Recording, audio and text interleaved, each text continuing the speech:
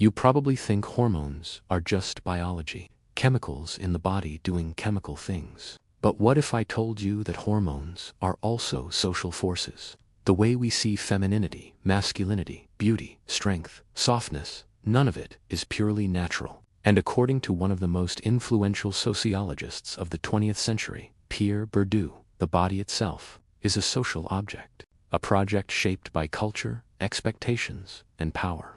In this video, we're going to break down how today's hormone culture, from gym brothers obsessed with testosterone hacks, to HRT glopes, to beauty transformations, fits perfectly into Bourdieu's fascinating theory of how society gets under our skin.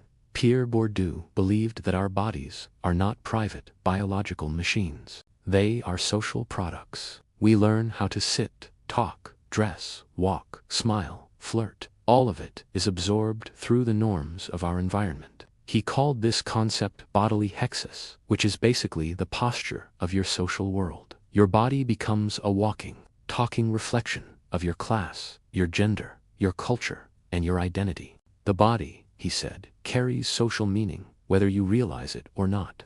It's like a billboard that broadcasts who you are and where you belong in the social game, all without you having to say a single word. It's the way you hold yourself in a business meeting versus how you relax with friends. That's your body speaking the language of your social position.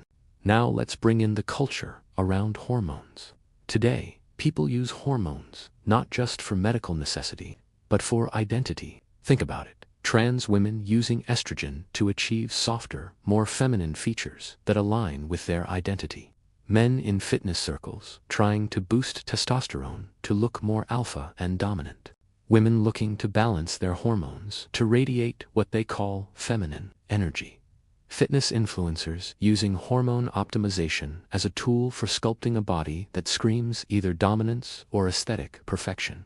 These choices are not random. They read deeply shaped by cultural expectations of what a proper man or a desirable woman should look like.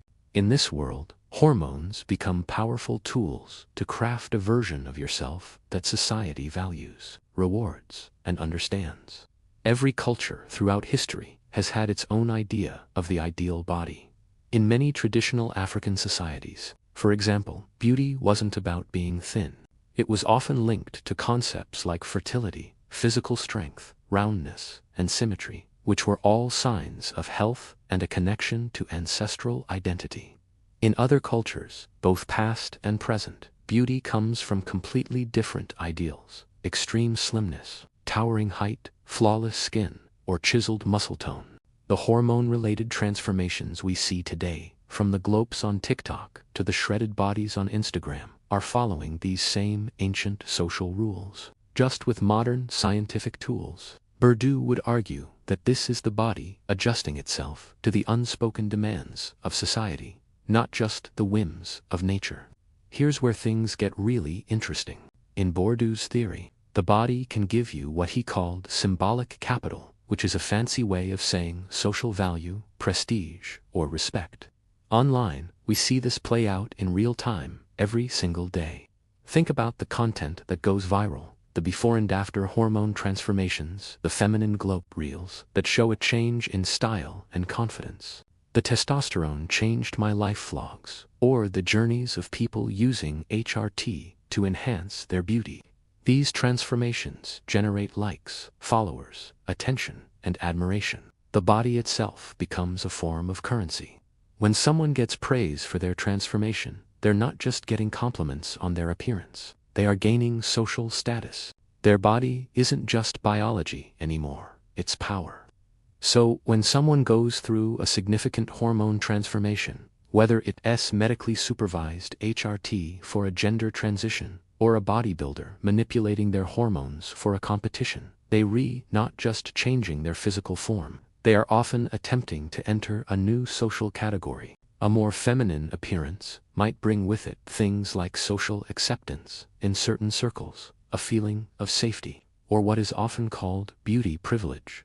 On the other hand, a more traditionally masculine appearance might be pursued for the authority, perceived confidence, or even the intimidation factor it can command. Bourdieu would argue that hormones can be a powerful vehicle for social mobility, allowing a person to gain access to a better, more respected position in the social world, almost like stepping into a new identity that society is more willing to listen to and reward. So, the next time you re-scrolling and you see these hormone-based transformations online, whether it's someone's stunning glow, an incredible fitness journey, or a powerful identity transition, remember this: it's not just about biology. It's a story about culture, identity, expectations, beauty, power, and the deep human need for social rewards. The body is not just flesh and bone.